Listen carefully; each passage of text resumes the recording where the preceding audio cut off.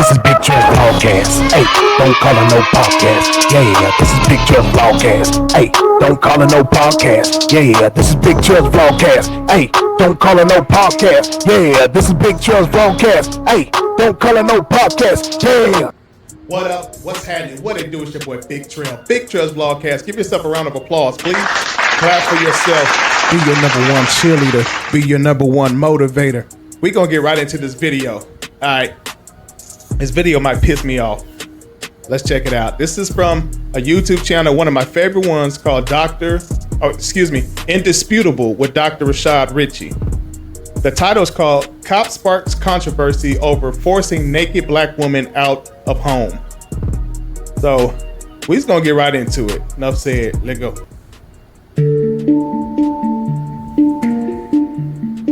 They've done it again.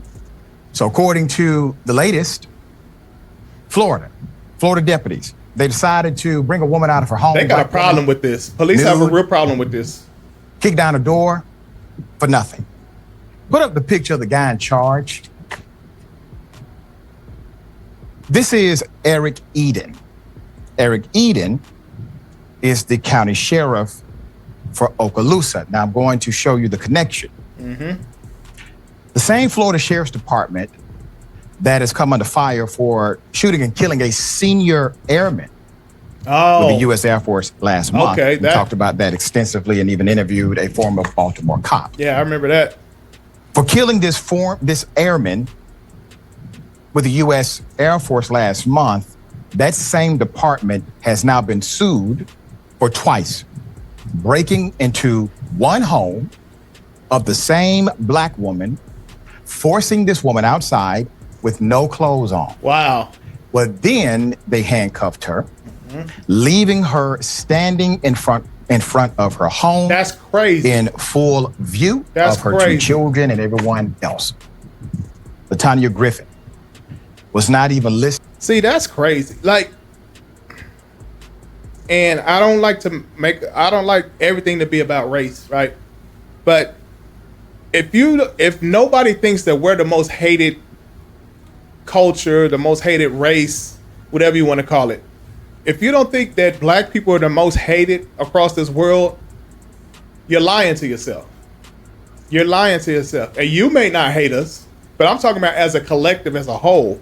If you don't think that we're the most hated, you're lying to yourself. There's proof every day.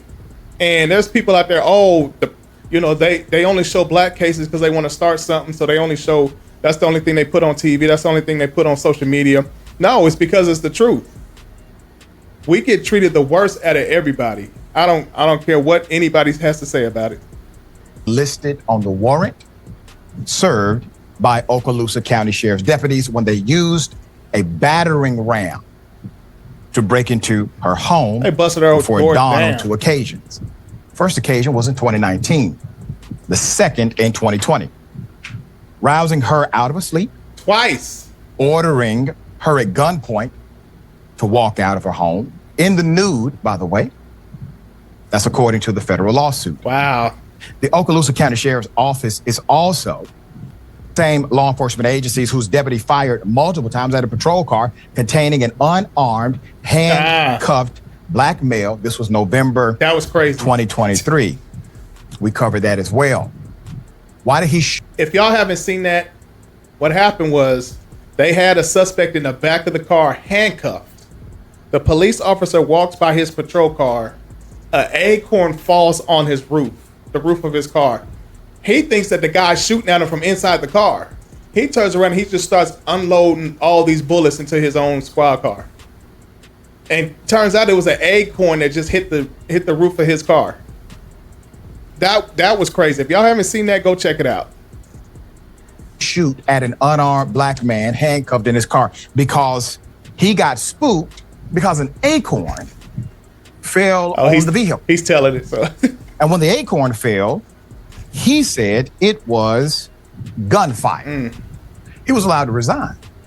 When he started shooting at the individual handcuffed in the backseat of his cruiser, his supervisor, a female, was on the scene. She started shooting too. Yeah, I forgot about that. Ironically, the man Did not get hit by a single bullet inside of that vehicle. That's he was crazy. not killed. He was not taken to an ER to be resuscitated or nothing. With millions watching and many people benefiting from this program called Indisputable, we just need 1% of the viewers to become a paid member so we can continue to bring this content to you. Now back to the show. So, he said an acorn fell. He just patted the man down. The man had no weapons. That's why he was inside a police cruiser. Man. And how do you shoot when you're handcuffed? Anyway, Griffin's lawsuit is the latest black eye for law enforcement in this community. The Florida Panhandle, that's the area, oversees a population of 212,000 people. The family of Airman Roger Forson, who was killed last month in an incident that's more than questionable, the sheriff has determined it to be unnecessary force, will likely also file a lawsuit after retaining attorney Benjamin Crump. Yep. The deputy in that case, Eddie Duran, has been fired. Now, let me tell you the irony of that. So this deputy goes to a door, probably the wrong door, shoots and kills a military official. Military official answered the door with his weapon to his side because, well, number one, the cop was knocking aggressively, and number two, the cop decided to hide so that he could not be seen through the peephole. All right? Shoots and kills him. Sheriff says, we're going to review all the evidence. Justice will prevail. He then fires the deputy, but doesn't arrest him. He fires the deputy for using unnecessary lethal force. A human being is dead, but doesn't arrest him. That was in service to the nation in an elite military group, and that cop still does not get arrested. There's more. In Griffin's... You fired him because he was wrong. So there obviously should have been an arrest. I'm just trying to do the math. Like, how did you fired him because if he was right, you wouldn't have fired him. So if he was wrong, that means he acted wrong. So he should be arrested. Case, deputies were searching for a man named Tony Streeter, who was wanted on charges of drug trafficking, firearms offenses, and arson.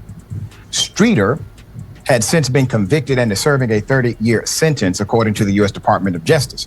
It is not clear from the lawsuit or the press release issued by the Department of Justice what Streeter's connection was to Griffin's residence. The only charges she ever faced from the two raids were misdemeanors stemming from the second incident, possession of marijuana, all right?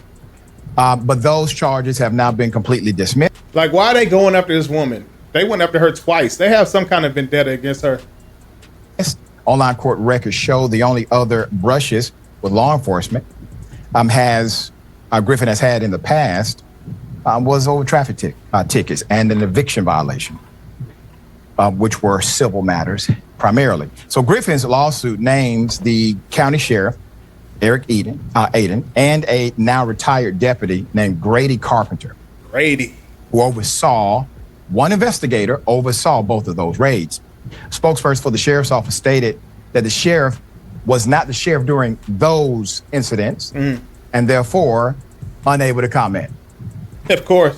That's really interesting. Yeah. What if CEOs took that position in corporate America? They can't. Well, I wasn't the CEO at the time when that person was hired. Right.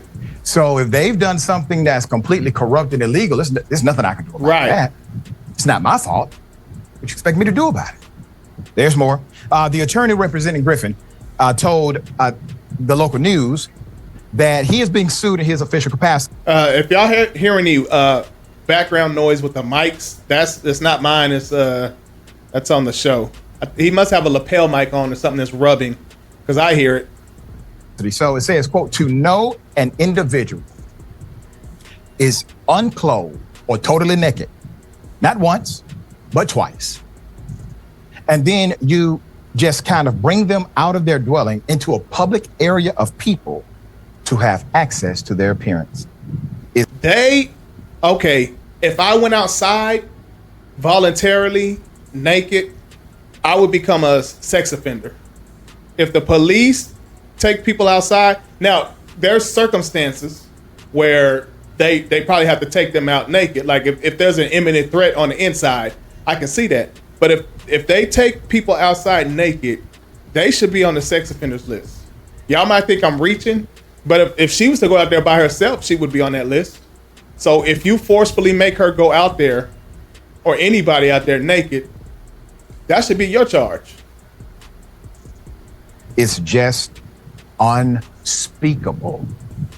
You know why you don't hear about this a whole lot? We do report on it when it does happen, but it doesn't happen often because typically officers will actually allow someone to grab something. They'll throw something on over their shoulders, a robe or something. Decided not to follow that simple courtesy, not once, twice, but twice. Same person. To the same person, same address, same style of raid.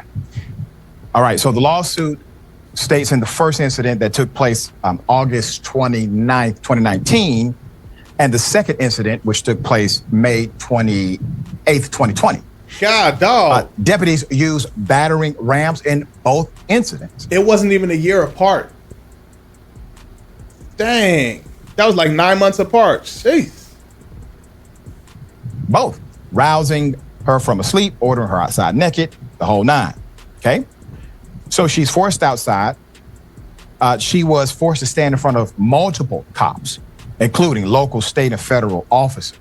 It was a task force for a substantial amount of time in front of her 14-year-old son and 6-year-old daughter, including everyone else. I know his son was going nuts. The seizing Okaloosa Sheriff's deputies eventually placed a tank top T-shirt over the plaintiff's head, providing partial covering, but not concealment of her genitalia. Wow. They decided not to cover that up. They threw a cheap T-shirt on her, but didn't put no Lawsuit pants states on. Griffin is seeking damages of more than $1 million. I hope she gets every penny. I hope she get way she's more. asking for. She get way more than this that. This department has not engaged in an isolated incident.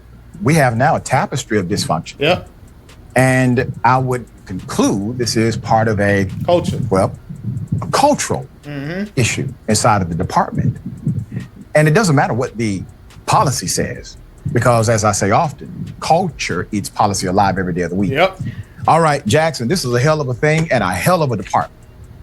Yeah, really. I mean, like you pointed out, you would think that they would at least have given her the opportunity to put on clothes. This is the type of treatment that you would see, like maybe the Mexican military giving cartel members or something. Like when they've been on the run for a long time, they catch them, beat them, slap them, stuff like that. And even then, they'll probably still have clothes on.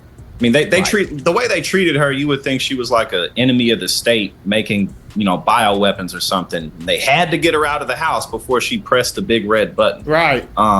I think that she has a good chance of winning this just because it's so egregious. It happens twice. You couldn't even let her put her clothes on, and then you did it twice. There's just no way to defend this. She getting paid. And then the acorn drop, and you bust out all those shots and then miss everything. Like, you sure you want a person who can't hit their target to have guns? It's just, no matter how you look at this, it's just a terrible situation. And unfortunately, she was humiliated, and she's going to be traumatized about this for the rest of her life. Yeah. That's right. And just a reminder, dear brother, that what you said is spot on.